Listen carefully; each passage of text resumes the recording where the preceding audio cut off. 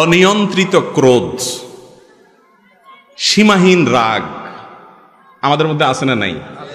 বদমেজাজি, এগুলোকে আমরা গুনাহ মনে করি না, কিন্তু বরং অনেক সময় এগুলোকে আমরা খুব গর্ব করে বলি। আরে উল্টাপাল্টা দেখলে আমার চান্দি গরম হয়ে যায়, বলে না? ফুটানি মেরা রোগী রোগ ধরতেই পারে নাই, উল্টা বরং রোগ নিয়ে গর্ব করতেছে, এর নাম হলো মূর্খ। বদমেজাজ, হটমেজাজ, কথায় কথায় রাগ নিয়ন্ত্রণের বাইরে চলে যায়, আবার গর্ব করে ফুটানি মেরে বলে কি, আমি উল্টাপাল্টা কিছু দেখলে আমার মাথা ঠিক থাকে না, আমি একদম সহ্য করতে পারি না। এই টাইপের কথা যারা বেশি বলে, এদের দেখে নিজের অপকর্মগুলো খুব ঠান্ডা মাথায় সে সহ্য করে যায়, আরেকজনেরটা দেখলে তার চান্দি কি হয়ে যায়, গরম হয়ে যায়। রোগী, এর নাম হলো কি, রোগী। নামাজ পড়ে, রোজা রাখে, দাড়ি টুপি আছে, জুব্বা পাগড়ি আছে, পাঞ্জাবি আছে, সবকিছু আছে, কিন্তু তার চরিত্র হলো সে বদমেজাজ, এ কখনো ভালো মুসলমান হতে। এটাও একটা রোগ, এটাও একটা রোগ। এই রোগটা ভেতরে থাকে, কিন্তু এটা সিমটম বাহির হয়ে যায়। রাগ হইলে প্রকাশ হয় না, প্রকাশ হয় বাহিরে, কিন্তু রোগের ঠিকানা কোথায়? ভেতরে, অন্তরে, বাতিনি গুনাহ। আল্লাহ রাব্বুল আলামিন কোরআনে কারীমে বলেছেন, ওয়াল কাযিমিনাল গায়যা ওয়াল আফিনা আনিন নাস ওয়াল্লাহু ইউহিব্বুল মুহসিনিন। যারা নিজেদের ক্রোধ, রাগ, গোসাকে যারা হজম করতে পারে, কন্ট্রোল করতে পারে, নিয়ন্ত্রণ করতে পারে, এবং মানুষ ভুল ত্রুটি করলে যেখানে সেখানে চেতে যায় না, রাগ হয়ে যায় না, ক্ষমা করতে জানে মানুষকে, আল্লাহু ইউহিব্বুল মুহসিনিন। আর যারা মানুষের প্রতি অনুগ্রহ করে, আল্লাহ তাআলা তাদেরকে, এই লোকগুলোকে আল্লাহ তাআলা ভালোবাসেন। তাহলে আল্লাহর প্রিয় পাত্র হতে হলে বদমেজাজ ছাড়তে হবে, বদমেজাজ ছাড়তে হবে। আমরা সাধারণত মনে করি যারা খুব রাগী হয় এরা বোধহয় খুব বাহাদুর কিসিমের, তাই না? খুব মারাত্মক রাগ উঠলে একেবারে লাল হয়ে যায়, সব এলোমেলো করে ফেলা। আমরা মনে করি যে লোকটা বোধহয় বাহাদুর কিসিমের। আপনারা আমাদের প্রিয় নবী সাল্লাল্লাহু আলাইহি সাল্লামের মূল্যায়ন শুনলে হেসে দিবেন, হুবহু উল্টা। সাহাবীরা একবার কোথাও দেখলেন যে দুজন কুস্তি লাগছে, একজন খুব পলোয়ান কিসিমের, সে বারবার তার প্রতিপক্ষকে একেবারে চিৎপটাং করে কাজ করে ফেলে দিচ্ছে, তার সাথে পারে উঠতেছে না কোনোভাবে। তখন সাহাবীরা বলেছে, মাশাআল্লাহ, শাদীদ, খুব শক্তিশালী লোকটা। নবী করিম সাল্লাল্লাহু আলাইহি সাল্লাম তখন সাহাবীদেরকে বলেছেন যে, আরে না, তোমরা এই লোকটাকে খুব শক্তিশালী মনে করছো, আসো আমি দেখাই এর চেয়ে শক্তিশালী লোককে। তখন নবী সাল্লাল্লাহু আলাইহি সাল্লাম বলেছেন, আলা আদুল্লুকুম মান হুয়া আশাদ্দু মিনহু, এই লোকের চাইতে আরো শক্তিশালী মানুষের কথা বলবো না তোমাদেরকে আমি, দেখবা? সাহাবে ওই রাসূল অবশ্যই দেখান কে সেই লোক যে এর চাইতে বড় ফলোয়ার আছে আমাদের এই মদিনা শহরে, কে সে? তখন নবী করিম সাল্লাল্লাহু আলাইহি সাল্লাম বলেছেন, রাজুলুন যালামাহু রাজুলুন, এক ব্যক্তি, তার প্রতি কেউ জুলুম করেছে। রিকশাওয়ালা আপনার গায়ের উপরে রিকশাটা লাগাই দিছে অসতর্ক হয়ে, একজন সাধারণ মানুষ আপনার পাও দিয়া পায়ের উপরে পাড়া দিস, আপনাকে কষ্ট দিছে, জুলুম করছে। আপনি চাইলে কষায় আনে একটা দিয়ে দাঁতগুলা সব ফালে দিতে পারেন, এই ক্ষমতা আপনার আছে। কিন্তু ফাকাজামা গায়জাহ, চান্দি গরম হয়ে গেছে, এরপরেও সে ওই মালিক দেখছেন, সব মালিক সব দেখছেন, সেই কথা মাথায় রেখে ঢোক গিলার মতো করে রাগটাকে গিলে ফেলে দিয়েছে, দিয়ে মুস্কি হেসে দিয়েছে, ওই লোকটাকে মাফ করে দিয়েছে। এই ব্যক্তি সম্পর্কে নবীজি বলেছেন, ফাগালাবাহু ওয়াগালাবা শায়তানা, সে নিজের রাগের উপরে জয়ী হয়ে গেছে, শয়তান চাচ্ছে তাকে এখানে হারায় দিতে, জাহান্নামের দিকে নিতে, সে শয়তানকে হারায় দিছে, হেসে দিছে, রাগকে কন্ট্রোল করতে পারছে। এই লোক হলো আসল বীর, আসল বাহাদুর। ভাইরা আমার, আমাদের দেশে এই টাইপের মানুষ হলে আমরা তারে কি সার্টিফিকেট দিতাম? নবীজি বলছেন সবচেয়ে বড় বীর সে, আমরা হলে বলতাম সবচাইতে বড় বেদা, দেত্রা, ঠিক না? এটাতে একটা আস্তারা বেদলা মানুষ, বোকা শোকা মানুষ, বেকুব নাকি রে? আরে এত বড় একটা জুলুম করলো, কি একটা রিকশাওয়ালা এত বড় একটা অন্যায় করলো, বেটা চায় চায় চলে গেল, এটা পুরুষ নাকি রে? আমরা এরকম না দেখি? দেখেন নবী করিম সাল্লাল্লাহু আলাইহি সাল্লামের দেখার দৃষ্টিভঙ্গি আর আমাদের দৃষ্টিভঙ্গির মধ্যে পার্থক্য কত বেশি। রোগী তো ধরতে পারতেছি না আমরা। ভাইরা আমার, যাত্রার সাথে রাগ জাহির করতে ফেলা এটা সবাই পারে, এটা পারার জন্য কোনো যোগ্যতার প্রয়োজন, কিন্তু রাগকে কন্ট্রোল করার জন্য যোগ্যতার প্রয়োজন হয়। কন্ট্রোল করা সবাই পারে না। পাতলা পায়খানার বেগ আসছে, ধরে রাখতে পারে না, এ কি সুস্থ না রোগী? কথা বলেন। রোগী, আমরা বলি ডায়রিয়ার রোগী, তাই না? আর বাথরুমের বেগ আসছে, এরপরে অদীর্ঘ সময় ধরে রাখতে পারছে, আমরা বলি সুস্থ মানুষ। ঠিক না বে ঠিক?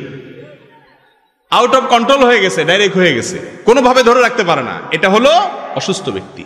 রাগ আসলে চান্দি গরম হয়ে যায়, ভাঙচুর শুরু করে, এলোমেলো করে ফেলে সব, মাথা গরম হয়ে যায়, হট মেজাজ হয়ে যায়।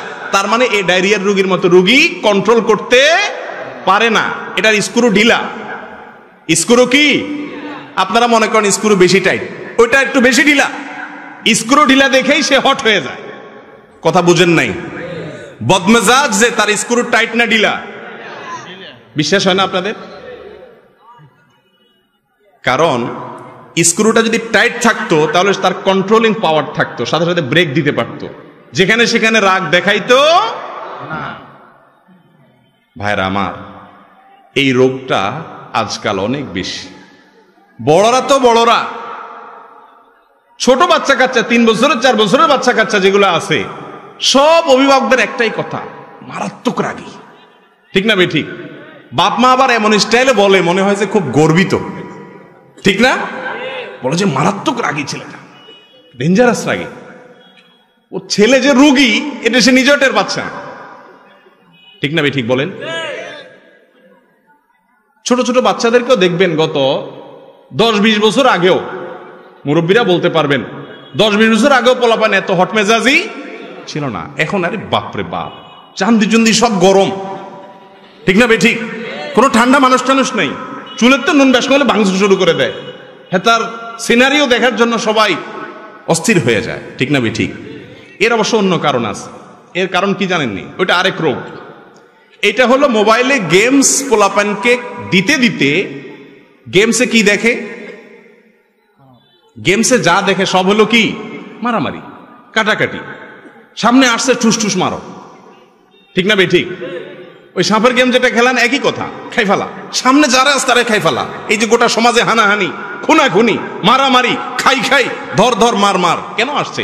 এগুলোর অনেক কারণের ভিতরে একটা ছোটখাটো কারণ এটাও, যে আমাদের এই গেমসের ফিতনা আমাদের বাচ্চাগুলোকে ক্রেজি করে দিচ্ছে, এদেরকে উগ্র করে দিচ্ছে, বদমেজাজ করে দিচ্ছে, কোনো কিছু মানতে রাজি না, সামনে যা পাবে ধর্মার খা। বুঝেন নাই কথা? আল্লাহ তাআলা আমাদের সবাইকে সুস্থ মানসিকতা অর্জন করার তৌফিক নসিব করুন। বলছিলাম ক্রোধের কথা, ছোট বাচ্চারাও এখন বদমেজাজি। ভাইরা আমার, রাগ খারাপ জিনিস না। রাগ মূলত খারাপ জিনিস।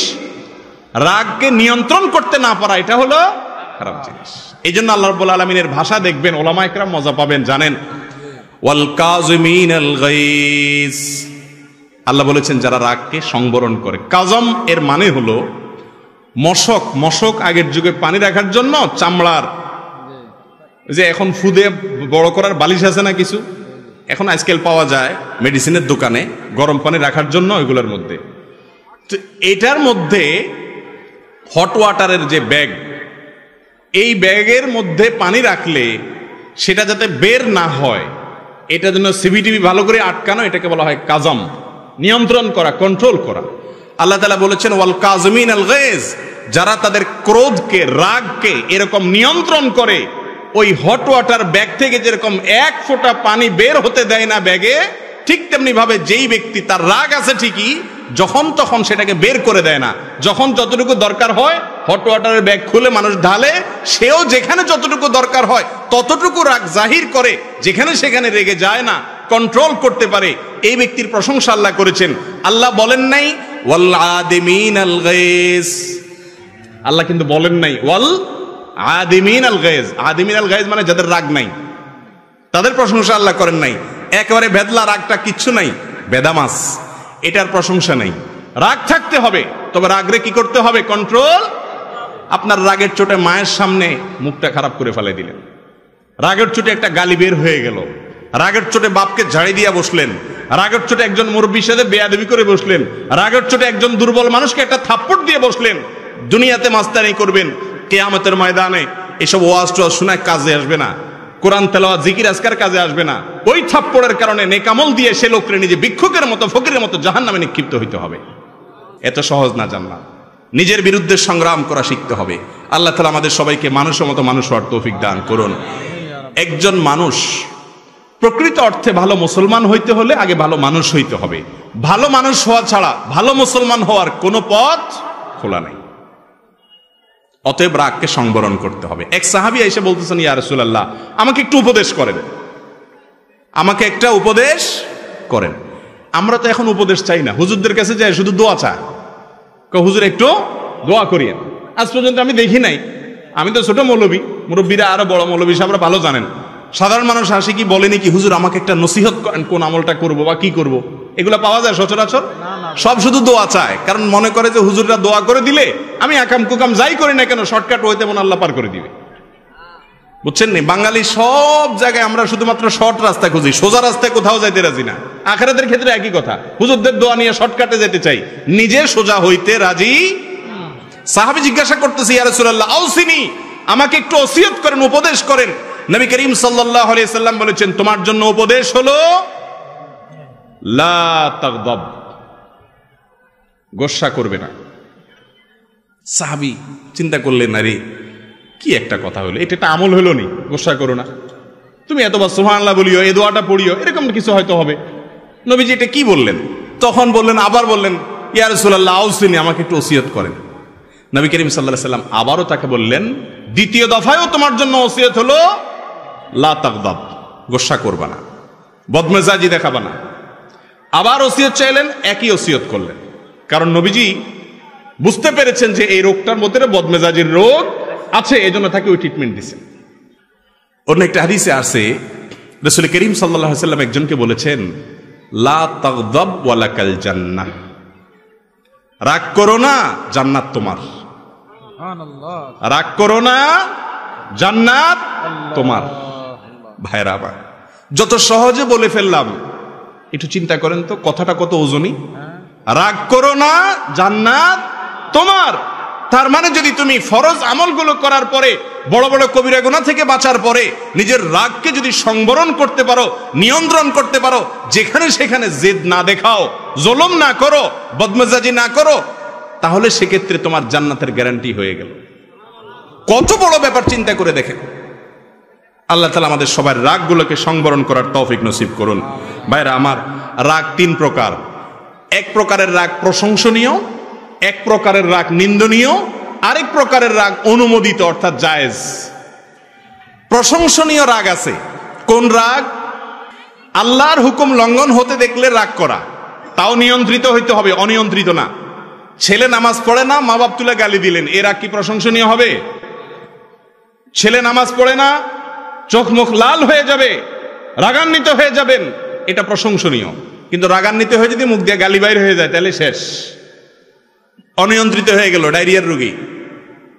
কথা বুঝতে পারছেন? অতএব রাগকে নিয়ন্ত্রণ করার মধ্যে প্রশংসা, রাগ করলে প্রশংসনীয় তখন রাগ হবে যেই রাগ হবে আল্লাহর কোন নির্দেশ লঙ্ঘন হলে। প্রিয় নবী করিম সাল্লাল্লাহু আলাইহি সাল্লাম কখনো সাধারণত রাগ করতেন না। একবার সাহাবা একরাম যে কোনো একটা মামলায় নবী করিম সাল্লাল্লাহু আলাইহি সাল্লাম রায় ঘোষণা করবেন বা করছেন, দণ্ড ঘোষণা করেছেন। যার জন্য দণ্ড ঘোষণা করছেন, অন্যরা বুদ্ধি করে সম্ভবত ওসামা ইবনে যায়েদ রাদিয়াল্লাহু তাআলাকে পাঠাইছেন যে তুমি একটু সুপারিশ করো রাসূলের কাছে যায়। রাসূল আকরাম সাল্লাল্লাহু আলাইহি সাল্লাম এই কথা শুনে অগ্নিশর্মা হয়ে গেলেন, তার মুখ লাল হয়ে গেল রাগে।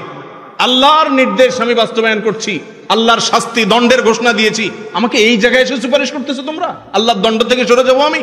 তার মানে আল্লাহর আদেশের বিরুদ্ধে কেউ যাবে, এই কথা শুনলে চোখের সামনে দেখলে রাগ হয়ে যেতেন কিনে, কিন্তু রাগে লাল হয়ে যেতেন, কাউকে খারাপ কথা বলতেন এখন তো রাগ হলে 1 নম্বরের কাজ হলো গালি, আর যদি গায়ে একটু জোর থাকে তাহলে হাত। ঠিক না বে ঠিক? ভাইরা আমার, এ দাপট সারা জীবন থাকবে না। যুবক ভাইরা আমার, এ শক্তি সারা জীবন থাকবে না। যৌবন কালটা ভাইরে ওয়ান টাইম, জীবনে একবার আসে, চলে যায়, আর আসবে না। যৌবনকালে জুলুম করবেন, পশুর মতো আচরণ করবেন, সমাজে বিশৃঙ্খলা করবেন, অশান্তি করবেন, সন্ত্রাস করবেন, মানুষকে কষ্ট দিবেন, বদমেজাজি দেখাবেন, গায়ের জোর খাটাবেন, মাস্তানি করবেন, প্রভাব খাটাবেন। আল্লাহ রাব্বুল আলামিন সবকিছু দেখছেন। ছাড় দেন কিন্তু ছেড়ে দিবেন না। ছাড় দেন আমার মালিক, কিন্তু ছেড়ে দিবেন না। সাবধান। প্রশংসনীয় রাগ হলো আল্লাহর হুকুম নষ্ট হতে দেখলে, অন্যায় দেখলে রাগ করা। তবে সবচেয়ে বেশি রাগ করবেন নিজের বিরুদ্ধে। একদিন ফজর নামাজ পড়তে পারেন নাই, ঘুম থেকে উঠতে পারেন নাই, অলসতা এসে গেছিল, ঘুম থেকে উঠার পরে নিজের প্রতি জেদ করে, রাগ করে নিজেকে নিজে শাস্তি দেন। ঠিক আছে, আজকে তাহলে এর প্রতিবাদ স্বরূপ আমার দ্বারা কেন নামাজ ছুটলো, এর প্রতিবাদ স্বরূপ আগামী 24 ঘন্টা ফেসবুক ব্যবহার করব। হাসতেছেন দেখি, হাসির কথা না তো। যুবকদের জন্য ফেসবুকে রেস্ট্রিকশন আসা, এটা কিন্তু অনেক বিশাল বড় একটা শাস্তি। এটা বিশাল বড় একটা শাস্তি। ওই যে আমেরিকার প্রেসিডেন্ট ট্রাম্পের ফেসবুক সব বন্ধ করে দিছে না কত ঘন্টার জন্য? ওই বেটা বুঝতেছে দুনিয়াটা কি। আমাদের এখন যুবক ভাইদের যদি ফেসবুক, টুইটার, ইউটিউব সব বন্ধ করে দেয়, আমার দম বন্ধ হয়ে আসবে। ঠিক না? কথার কথা বললাম।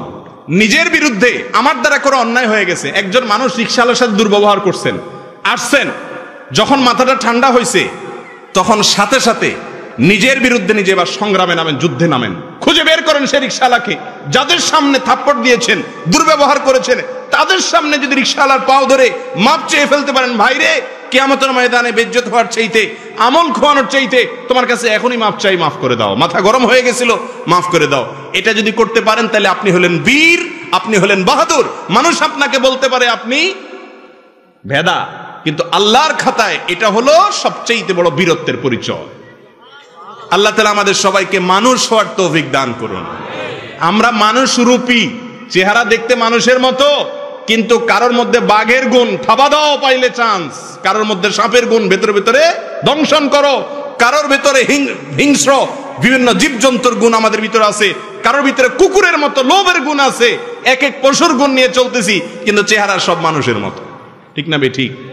আল্লাহ তাআলা আমাদের ভিতরে মনুষ্যত্ব যেন আছে, এটা ভেতরে আসার জিনিস, সেই তৌফিক আল্লাহ তাআলা আমাদেরকে দান করুন। ভাইরা আমার, তাহলে রাগ প্রশংসনীয় হবে। নিজের বিরুদ্ধে রাগ করেন, অন্যের বিরুদ্ধে রাগ করবেন, নিয়ন্ত্রিত রাগ। যদি আল্লাহর কোনো বিধান লঙ্ঘন হয়, অন্যায় কোনো কিছু দেখেন, অসামাজিক কাজ দেখেন, চান্দি গরম হবে, কিন্তু গরম হয়ে উল্টাপাল্টা কিছু করবেন না, কন্ট্রোলে রাখবেন। এই রাগ ইনশাআল্লাহ প্রশংসনীয়, এর কারণে আল্লাহর কাছে সওয়াব পাবেন। আরেক প্রকারের রাগ আছে নিন্দনীয়। সেটা কোনটা? গোষ্ঠীর জন্য রাগ, দলের জন্য রাগ, ব্যক্তিগত কারণে রাগ, দুনিয়ার কারণে, মোহের কারণে রাগ। আছে না নাই? কথার কথা, আপনার গ্রুপের লোক, বিভিন্ন গ্রুপিং আছে না আমাদের মধ্যে, আপনার গ্রুপের লোক তার উপরে কেউ জুলুম করছে বা কিছু একটা হয়েছে, ভেজাল লাগছে, আপনার চান্দি গরম হয়ে গেছে, হ্যাঁ আমার লোকের বলছে। এই রাগ হলো নিন্দনীয় রাগ, এটা হলো নাজায়েজ রাগ। এটা আল্লাহর জন্য না, এটা নফসের জন্য, প্রবৃত্তির জন্য, দলের জন্য, গ্রুপের জন্য, দুনিয়ার জন্য। এই রাগ নিন্দনীয়। নিন্দনীয় রাগের তালিকার মধ্যে যে রাগ অনিয়ন্ত্রিত, যে রাগে কোনো নিয়ন্ত্রণ নাই, চাঁদনি গরম হয়ে গেছে, আউট অফ কন্ট্রোল হয়ে গেছে, মাথা ঠান্ডা হওয়ার পরে বুঝলেন হ্যাঁ হ্যাঁ সর্বনাশ। বউরে 1 তালাক, 2 তালাক, 3 তালাক, 4000 তালাক, তোর তালাক তো 14 গোষ্ঠী সহ তালাক দিয়ে দিলেন। মাথা যখন ঠান্ডা হয়ে গেল, মৌলভী সাহেবের কাছে গেছেন, হুজুর ভুল হয়ে গেছে। হুজুর বলছে শেষ তো। এবার বলেন হুজুর কি কোন কোনো রাস্তা নাই? চুগুড়াগাড়া আমার মসজিদে একদিন এক যুবক আসছে জুমার পরে, ফুটফুটে সুন্দর, তালাক দিয়ে আসছে বউরে। মাসালা জিজ্ঞেস, আমি বললাম শেষ, আর তো সুযোগ নাই। হুজুর কোনো রাস্তা নেই? কোনো রাস্তা নেই। ওই মহিলাকে খুব যদি বেশি ভালোবেসে থাকেন, একটা ভালো ছেলে দেখে, উপযুক্ত পাত্র দেখে বিয়ে দিয়ে দেন, আর আপনি নিজের জন্য চরকায় তেল দেন, আরেকটা বিয়ে করেন। তালাক মারবেন 2টার জায়গায় 3টা। আমার এক হুজুর ছিলেন খুলনাতে, হুজুরের কাছে তালাকের মাসালা জিজ্ঞাসা করতে আসলে ওনার গদির নিচে একটা ব্যাট থাকতো। সরকারি অফিসার আসছে না কোনো ব্যবসায়ী আসছে, এসব দেখা দেখি নাই। চোখ বন্ধ করে আগে উড়াদুড়া মায়ের তালাকের মাসালা পরে দমছে আগে মায়ের দিয়া হুজুর হাঁফায় উঠলে এরপর ব্যাটটা থেকে ক এবার ক মাসালা। এটা কামাজ পাস না, যেখানে সেখানে আকাম কুকাম করে যায়, বউর উপরে সব রাগ ঝাড়স। কিছু বেহায়া নির্লজ্জ পুরুষ আছে এই সমাজে। এই নির্লজ্জ পুরুষরা কিছু না হইলে বউর উপরে এক তালাকা দেয় না, একসাথে শত শত হাজার হাজার তালাক মারে। ওমর রাদিয়াল্লাহু তাআলা বেঁচে থাকলে এগুলোর ধইরা শুধু বেত্রাঘাত না, এগুলোর ঝুলায়া বাঁধায় পিটাইত। এগুলো সব কিন্তু বদমেজাজ থেকে হয়। কোত্থেকে হয়? রাগ যদি কন্ট্রোল করা শিখে তাহলে এই সমস্ত আপত্তিকর বা অনভিপ্রেত কিছু ঘটবে না। অতএব রাগরে কন্ট্রোল করবেন তো ইনশাআল্লাহ। জায়েজ রাগ হলো দুনিয়ার কারণে রাগ করলেন, ছেলে একটা জিনিস নষ্ট করে ফেলছে, একজনে কিছু করে উল্টাপাল্টা করে ফেলছে, দেখছেন রাগ করছেন, কিন্তু রাগটা নিয়ন্ত্রণে আছে, সীমা ছাড়াই নাই, মুখ খারাপ করেন নাই, জুলুম করেন নাই, এই রাগটা হলো জায়েজ রাগ। এবার আসেন পরিশেষে যেটি বলতে চাই তা হলো রাগ নিয়ন্ত্রণ করবেন কিভাবে, ঔষধ কি। এতক্ষণ তো রোগের কথা বললাম, এবার আসেন ওষুধের কথা বলে শেষ করি। ওষুধ হলো, এক নম্বরের ওষুধ হলো রাগ যখন উঠবে আউযু বিল্লাহি মিনাশ শাইতানির রাজিম পড়বেন। কি পড়বেন?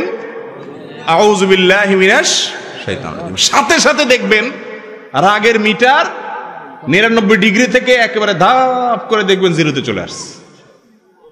এক ব্যক্তি নবী করিম সাল্লাল্লাহু আলাইহি সাল্লামের যুগে খুব জিদ দেখাচ্ছে, উনি দূর থেকে দেখতে পাচ্ছেন চান্দি টান্দি গরম করে ফেলছে, চিল্লাচিল্লি করতেছে, খুব সিন ক্রিয়েট করতেছে, রাগ উঠে গেছে মাথা। নবী করিম সাল্লাল্লাহু আলাইহি সাল্লাম দূর থেকে ওই লোককে শুনায়া শুনায়া বলতেছেন, আমি একটি কালিমা জানি, ইন্নী লা আ'লামু কালিমাতান, আমি একটি বাক্য জানি, যেই বাক্যটা এই লোকটার এখন চান্দি গরম আছে, সে যদি পড়ে তাহলে তার রাগের মিটার ধপ করে নেমে যাবে, সে শান্ত হয়ে যাবে। সে বাক্যটা কি? নবীজি দূর থেকে তাকে শুনায় শুনায় বললেন, আউযু বিল্লাহি মিনাশ শাইতানির রাজিম। অর্থাৎ আল্লাহ আপনার কাছে আমি আশ্রয় চাই শয়তান থেকে, যে শয়তান আমারে খেপায় দিচ্ছে, খোঁচাচ্ছে, আমার বদমেজাজ উঠাই দিছে শয়তান, তার কাছ থেকে মালিক আপনার কাছে পানা চাই। হাদিসে আসছে ওই সাহাবী দূর থেকে শুনছেন, তো উনি শুনে সাথে সাথে পড়ছেন, ওনার রাগও সাথে সাথে ঠান্ডা হয়ে গেছে। নবীজির কৌশল দেখেন, উনি তো ওই লোককে কাছে যায় বলতে পারতেন, এই মিয়া বদমেজাজি দেখাইতেছ, শুনো আমল শিখাই দিই, পড়লে থেমে যাবে, আওয়াজ অনুসারে তুমি পড়ো। রাগের মাথা যদি তার সামনে যে এরকম কথা বলতো, এই লোক বেয়াদবি করে বেঈমান হওয়ার ভয় ছিল কি ছিল না? আমরা হলে তো এরকমই করতাম। নবীজির কৌশল দেখেন, যারা দাওয়াতের কাজ করবে, ইসলামের কথা মানুষকে বলবে, তারা অনেক বেশি কৌশল জানতে হবে, সুন্দর উপায়ে বলতে হবে, উপস্থাপনটা ভালোভাবে হইতে হবে। এই জন্য নবী করিম সাল্লাল্লাহু আলাইহি সাল্লাম তাকে শুনায়া শুনায়া দূর থেকে বললেন, আমি একটা বাক্য জানি, এটা বললে রাগ কমে যায়, যাতে করে তার কান পর্যন্ত কথাটাও পৌঁছাইলো আর সে জিদ দেখানোর সুযোগও পেল না। দেখছেন নবীজির হিকমত। এমনি এমনি গোটা পৃথিবী 23 বছরে পরিবর্তন করে ফেলার নাই, আল্লাহ তাআলা তাকে কি দিয়েছেন? হিকমা দিয়েছেন। ভাইরা আমার, তো এই জন্য রাগ আসলে রাগকে নিয়ন্ত্রণ করার জন্য, রাগ কমানোর জন্য কয়েকটা আমলের কথা বলবো। এক নম্বরের আমল হলো কি? আউযু বিল্লাহি মিনাশ শাইতানির রাজিম পড়া। কোরআন থেকে দলিল নেন এটার সপক্ষে। আল্লাহ রাব্বুল আলামিন বলেছেন, ইম্মা ইয়ানজাগান্নাকা মিনাশ শাইতানি নাযগুন ফাস্তাইজ বিল্লাহি মিনাশ শাইতানির রাজিম। শয়তান যদি তোমাদেরকে খোঁচা দেয়, রাগটা শয়তান থেকে আসে, তখন তোমরা আউযু বিল্লাহি মিনাশ শাইতানির রাজিম পাঠ করবা। একটা ওষুধ হয়ে গেল। নাম্বার 2, অবস্থার পরিবর্তন করা। দাঁড়ানো অবস্থায় যদি রাগ আসে, হাদিসে আসছে কি করে যান? বসে যান। বসা অবস্থা রাগ আসছে, শুয়ে যান। খেয়াল করে দেখেন, দাঁড়ানো অবস্থায় রাগ আসলো যদি ওই রাগী লোকটাকে ধরে ধরে একটু কোন রকম 3-4 জন মিলে বসাই দিতে পারেন, দেখবেন চান্দি অর্ধেক ঠান্ডা হয়ে গেছে। আর যদি সুন্দর করে ক্যাচ করে শোয়াই দিতে পারেন, তো দেখবেন পুরাই শেষ। আবার সাবধানে থাকেন, বেশি জোরাজোরি করতে গেলে মারধর খেতে পারেন। পরে আমার দোষ দিয়ে না যে আপনার আমল অনুযায়ী করতে গিয়ে উল্টা মার খেয়েছি। তবে এটা যারটা সে করার নিয়ম, আরেকজন না। খুব রাগ উঠছে, বুঝতেই পারতেছেন যে এখন একটা অঘটন ঘটে যাবে, সাথে সাথে অবস্থার পরিবর্তন করেন, বসে যান অথবা বসা থাকলে শুয়ে যান। 2টা আমল গেল। 3 নম্বর আমল হলো যথাসম্ভব রাগ যেন কন্ট্রোলের বাইরে না যায়, সেজন্য ঝগড়া অ্যাভয়েড করা। ঝগড়া, আমাদের বাঙালি জাতির মধ্যে কিছু পছন্দনীয় কাজ আছে, কিছু কুকাজ আছে, যেগুলোর প্রতি আমাদের অনেক বেশি দুর্বলতা, আমরা অনেক বেশি ভালোবাসি বাঙালি। সেটার ভিতরে একটা হলো ঝগড়া। অযথা আজাইরা ঝগড়া, দুইজনে ঝগড়া লাগছে, ওখানে তৃতীয় জন ঝগড়া লাগে। বাসে উঠছে, 2 সিট আলা ঝগড়া লাগছে, ওখানে দেখবেন আরো 4 জন আজাইরা লেগে গেছে। ঠিক না ভাই? ঠিক। এই ঝগড়া থেকে যতটা দূরে রাখতে পারবেন তত বেশি আপনার রাগ কন্ট্রোল করা যাবে। একটা হাদিস শুনেন, নবী করিম সাল্লাল্লাহু আলাইহি সাল্লাম বলেছেন, আনা যাঈমুন বিবাইতিন ফি ওয়াসতিল জান্নাতি লিমান তারাকাল মিরা ওয়া ইন কানা মুহিক্কান।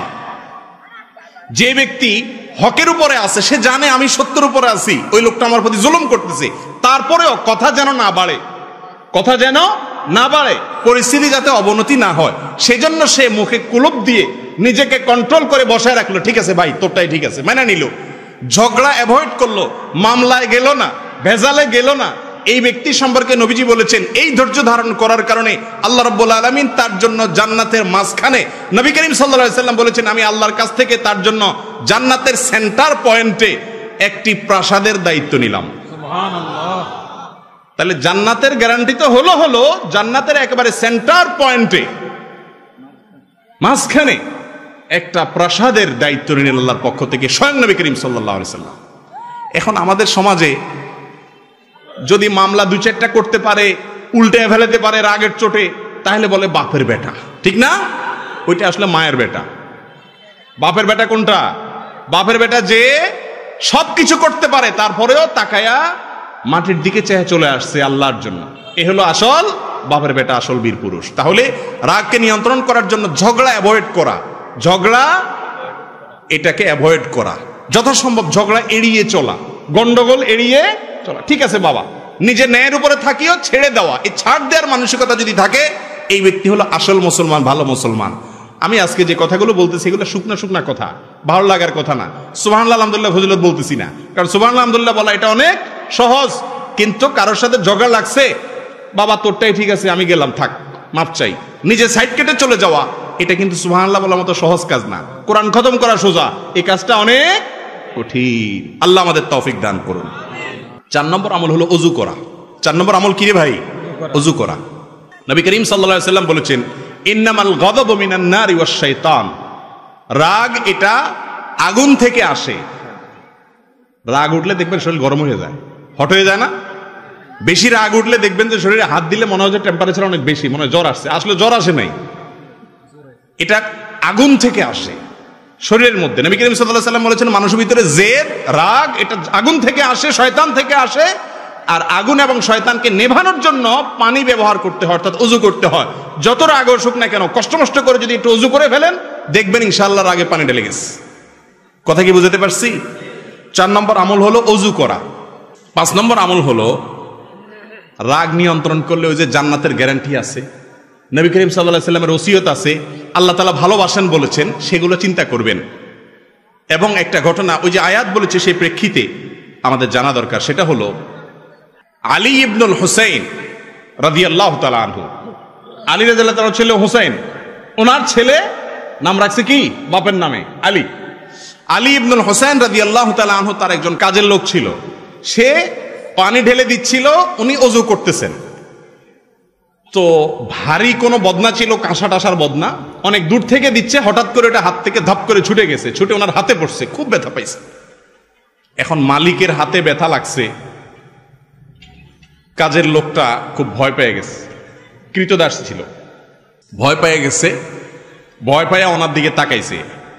এখন হযরত আলী উনি তার দিকে তাকাইছেন, হয়তো একটু শাসন করবেন বা বলবেন, একটু খেয়াল করো, এত বেদিশা কেন, পড়লো কেন, একটু মনোযোগ দাও না কেন। এর আগেই আগের যুগের কৃতদাস দাসীরা, কাজের লোকরাও অনেক কোরআন হাদিস জানতো, সাথে সাথে আয়াত পড়ে শোনাইতেছে, ওয়াল কাযিমিনাল গায়জ।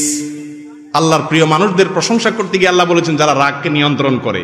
এই কথা শোনার সঙ্গে আলী রাদিয়াল্লাহু তাআলা আনহু সাথে সাথে লজ্জা পেয়ে গেছেন। আরে তাই তো, রাগকে নিয়ন্ত্রণ করলে আল্লাহ ভালোবাসেন, সাথে সাথে উনি মাথা নিচু করে ফেললেন, অর্থাৎ মাফ করে দিলেন, রাগ নিয়ন্ত্রণ করে ফেললেন। এরপরে বাদী পরের আয়াতের পরের অংশ বলছেন, ওয়াল আফিনা আনিন নাস। শুধু রাগ নিয়ন্ত্রণ করলে হবে না, উপর দিয়ে কিছু বললেন না, ভিতরে তো জিদ আছে, মাফও করতে হবে। ওয়াল আফিনা আনিন নাস, মানুষকে যে মাফ করে, সঙ্গে সঙ্গে তিনি বললেন, যাও কদ আফাউতু আনকি, তোমাকে মাফও করে দিলাম। বাঁধি এবার আয়াতের শেষ অংশ পড়তেছে, আল্লাহু ইউহিব্বুল মুহসিনিন। শুধু মাফ করলে হবে না, বরং উল্টা আরো ইহসান করতে হবে, অনুগ্রহ করতে হবে, তবে আল্লাহ ভালোবাসবে। সাথে সাথে উনি বললেন, যাও অনুগ্রহ করে তুমি কৃতদাসী, তোমাকে আমি মুক্ত করে দিলাম। সুবহানাল্লাহ। জোর খুব বেশি এই জন্য হয় নাই যে আপনারা এটার মর্ম বুঝতেছেন না। এই যুগে একটা মার্সিডিজ গাড়ি আল্লাহর রাস্তায় দান করা, 5 কোটি টাকা দামের একটা মার্সিডিজ গাড়ি আল্লাহর রাস্তায়, নিজের গাড়িটা কাউকে কথায় কথায় দিয়ে দেওয়া, এটা যেরকম মনে করেন সে যুগে একজন কৃতদাস দাসী মুক্ত করা, সেরকম সর্বোচ্চ সম্পদগুলোর মধ্যে একটা ছিল দাসদেশ। এত দামের ছিল, স্বাধীন করে দিয়েছে, মুক্ত করে, বিনা পয়সা। আমরা হলে বলতাম, তুমি কাঁসার বালতি ফালাইয়া, বদনা ফালাইয়া আমার হাতে ব্যথা দিছ, আমি যখন এখন তোমার সাইজ করব বুঝতে পারছো, এখন তুমি আমার আয়াত শুনাইতে আসছো, ওয়াজ করতে আইছো না? আমরা হলে এই কথা বলতাম না? দেখেন, ওনারা এতটা আখিরাতের জন্য পাগল ছিলেন, আল্লাহর কালাম শুনেছেন, আল্লাহর নির্দেশ শুনেছেন, কে বলেছে, কি জন্য বলেছে, এসব দেখা দেখি নেই। সাথে সাথে আমান্না সাল্লামনা সামিআনা ওয়া আতা'না, শুনলাম আর সাথে সাথে আনুগত্য করলাম, সারেন্ডার করলাম, মানলাম, আল্লাহ বলেছেন, আর কোনো কথা নাই। এর নাম হলো মুসলমান। আর আমরা কয় নম্বরের মুসলমান ভাইরা আমার? এই জন্য রাগকে নিয়ন্ত্রণ করার জন্য কি সওয়াব আছে সেগুলো চিন্তা করতে হবে। এটা হলো 5 নম্বরের করণীয়। তাহলে ইনশাআল্লাহ রাগ নিয়ন্ত্রণ করতে পারবেন। 6 নম্বর হলো রাগের পরিণতি সম্পর্কে চিন্তা করবেন। রাগের পরিণতি, রাগের ক্ষতিকর দিক কি, রাগ করলে কি কি ক্ষতি হয়। একটা কথা বাংলায় বিভিন্ন জায়গায় লেখা থাকে, কথাটাকে স্বর্ণের অক্ষরে লেখা দরকার। সেটা হলো, রেগে গেলেন তো হেরে গেলেন। দেখছেন না আপনারা বিভিন্ন জায়গায়? এই কথার মতো বাস্তব কথা আর নাই। জীবনে যতবার বেইজ্জত হইছেন চিন্তা করে দেখেন, বদমেজাজির কারণে বেইজ্জত হইছেন। শ্বশুরবাড়িতে যায় বদমেজাজি দেখাইছেন, পরে সারা জীবন শরম পাইছেন, ঠিক না বেঠিক? অজায়গায় কুজায়গায় গরম হয়েছেন, রাগ হয়ে গেছেন, পরে শরম লাগে সেই জায়গা দিয়ে যাইতে, ঠিক না বেঠিক? রাগ এমন একটা জিনিস, শয়তান আপনারে চেতায় দিল তো হারায় দিল, শেষ। এই জন্য চেতনা আসলে এর ক্ষতিকর দিক কি, আখিরাতের ক্ষতি, দুনিয়ার ক্ষতি, এগুলো চিন্তা করবেন। তাহলে ইনশাআল্লাহ আল্লাহ তাআলা আপনাকে উত্তম পুরস্কার দিবেন, রাগ কন্ট্রোল করার ক্ষমতা দিবেন। সর্বশেষ হাদিস বলে শেষ করব। রাসূল করিম সাল্লাল্লাহু আলাইহি সাল্লাম বলেছেন, কিয়ামতের দিন আল্লাহ তাআলা কিয়ামতের ময়দানে সব মানুষের সামনে ডাকবেন, এক শ্রেণীর লোককে ডাকবেন। কে? যারা দুনিয়াতে জিদ দেখাইতে পারত কিন্তু দেখাই নাই, হজম করছে। ইউদআ কাযিমাল গাইজ আলা রুউসিল খালাইক ইয়াউমাল কিয়ামাহ, ও কামা ক্বালা আলাইহিস সালাতু ওয়াস সালাম। কিয়ামতের দিন সমস্ত মানুষের সামনে রাগ নিয়ন্ত্রণকারী মানুষদেরকে ডাকা হবে। যারা নিজেদের রাগকে বিভিন্ন সময় নিয়ন্ত্রণ করতে পারছো, বীরত্ব দেখাইতে পারছো, আসো। আল্লাহ তাআলা নিজের হাতে তাদেরকে বিশেষভাবে পুরস্কৃত করবেন। আল্লাহ উঠাবেন, সবার সামনে দেখাবেন, প্রদর্শন করাবেন, এই সেই লোক দুনিয়াতে জিদ দেখাইতে পারতো, দেখাই নাই, তার প্রশংসা হবে।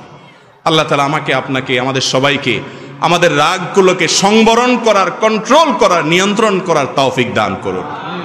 ছোট বাচ্চারা যদি রাগ করে, এই আমলগুলো তো তাদেরকে বলতে পারবেন না, তাহলে কি করবেন? একটা পলিসি, একটা আমল শিখেন, রুকিয়া, একটা ঝাড়ফুঁক শিখেন। পানি, খাবার যাই দিবেন বদমেজাজ বাচ্চাদেরকে, আউযু বিল্লাহি মিনাশ শাইতানির রাজিম 7 বার পড়ে ফু দিবেন, দিয়ে খাওয়াইবেন, পারলে ছিটাবেন। ইনশাআল্লাহ দেখবেন ওর বদমেজাজি আস্তে আস্তে কমবে। এছাড়া আরো কিছু পলিসি আছে। রাগ হলে সাথে সাথে তার কাঙ্ক্ষিত জিনিসটা দিয়ে দেন, এটা ভুল। কোনো বাচ্চা সে যখন দেখে চেতলেই তো পাওয়া যায়, তখন তার চেতনটা নিয়মিত হইতে থাকে। তাকে বুঝতে দিতে হবে যে চান্দু, চেতলেই সব সময় তোমাকে দেওয়া হবে না, ঠান্ডা হও, মাপ চাও, লাইনে আসো, তারপরে পাবা।